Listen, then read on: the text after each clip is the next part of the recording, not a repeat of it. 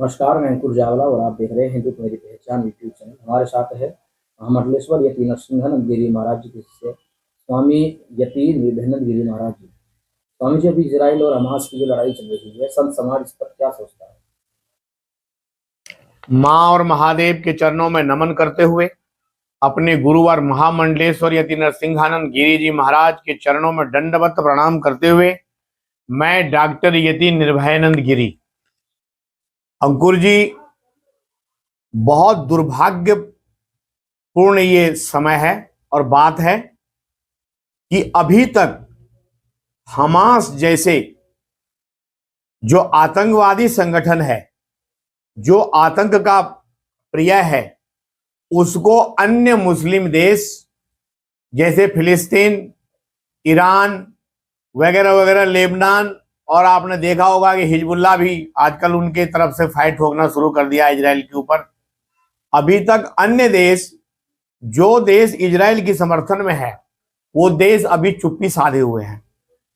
मैं और मेरे जितने भी गुरु भाई, यानी कि महामंडलेश्वर यति नरसिंहानंद गिरी जी महाराज के जितने भी शिष्य हैं, हजारों के संख्या में, हम एकदम तैयार बैठे हैं कि इजराइल के प्रधानमंत्री जैसे ही आदेश करेंगे वैसे ही हम लोग यहां से इजराइल के लिए रवाना होंगे और इजराइल के साथ, इजराइल के फौजियों के साथ मिलकर के हम इस पृथ्वी के जो कैंसर है, पृथ्वी का जो दुश्मन है, पूरे विश्व का जो दुश्मन है, हमास जैसे आतंकवादी, जिहादियों का आतंकवादी, इसको जड़ से समूल नष्ट करने के लिए मैं और मेरे गुरु भाई यति महाराज के आदेश पर हम लोग इजराइल जाने के लिए तैयार बैठे हैं।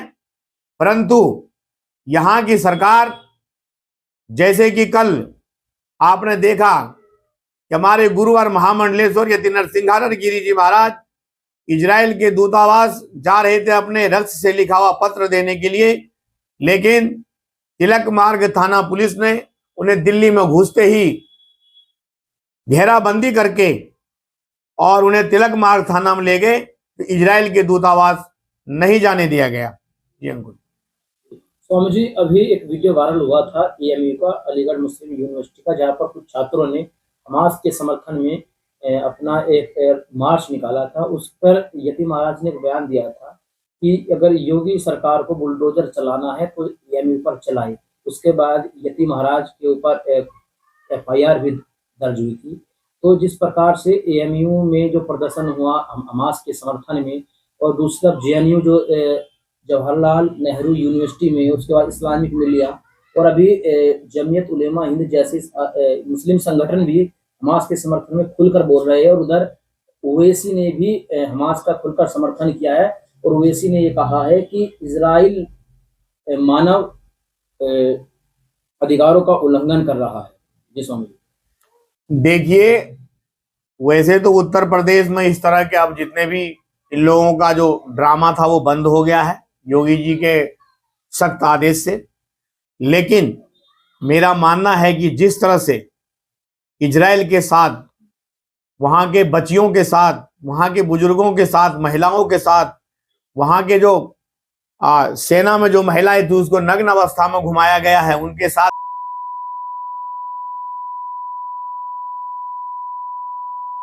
ये हमास का बहसीपन, ये सबके नजर में सामने है। और ये जो जिहादी के ग्रुप चलाने वाले जितने भी लोग हैं, जैसे कि आपने अलीगढ़ मुस्लिम विश्वविद्यालय में देखा कि ये लोग हमास और फिलिस्तीन की समर्थन कर रहे हैं, तो इन लोगों को तो देखिए बहाना चाहिए।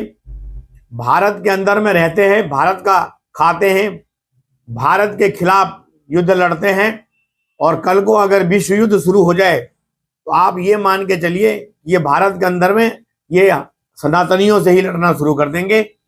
इसलिए उत्तर प्रदेश में यहाँ के मुख्यमंत्री और हमारे महंत योगी आदित्यनाथ जी ने इस तरह के प्रदर्शन पर रोक लगा दिया है और यथासंभव इन पर कानून कार्रवाई करने का आश्वासन दिया है। लेकिन एक मैं सन्यासी होने के नाते माननीय मुख्यमंत्री जी और हमारे महंत जी जो योगी जी महाराज है, उनसे ये कहना चाहता हूं कि इन जिहादियों को जल्दी से जल्दी चिन्हित करके, जिन लोगों ने अलीगढ़ में हमास और फिलिस्तीन का समर्थन दिया है, उन लोगों को जेल के शिकंजे में डालें, तभी कथनी और करनी में एक दिखाई पड़ेगा। बहुत बहुत धन्यवाद सर।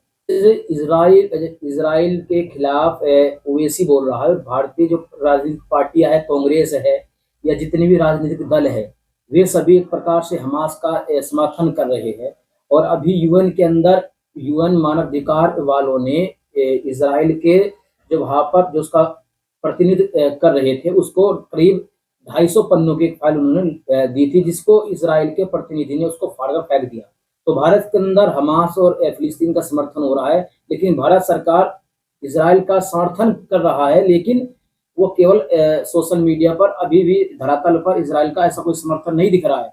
आप उस पर क्या कहेंगे कि एक तरफ तो भारत के अंदर इजराइल का समर्थन हो रहा है, दूसरी तरफ यहाँ की जो विपक्षी पार्टियां है वे हमास और फिलिस्तीन का समर्थन कर रही है।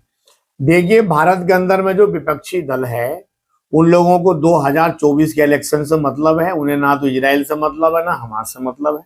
ये हमास और फिलिस्तीन के पक्ष में अपना बयान दे करके विपक्षी दल मुसलमानों के जिहादियों की वोट एकत्रीकरण करने में लगे हुए हैं, उनको युद्ध से कोई मतलब नहीं है। रही बात भारत के प्रधानमंत्री का, तो प्रधानमंत्री ने अपना बयान दिया है और समय आने पर इजराइल का साथ भी दिया जाएगा। और जिस तरह से ओबीसी और अन्य लोग हमास के लिए फतवे जारी कर रहे हैं, नारा लगा रहे हैं, ये दुर्भाग्यपूर्ण है। और ये दुर्भाग्यपूर्ण है, ये मानवता के दुश्मन है ये लोग, ये हमारे आस्तीन के सांप है हमारे देश में। इन लोगों को जितना जल्दी कुचला जाए उतना जल्दी बढ़िया रहेगा और इंसानियत कायम रहेगी। हर हर महादेव, हर हर महादेव, हर हर महादेव।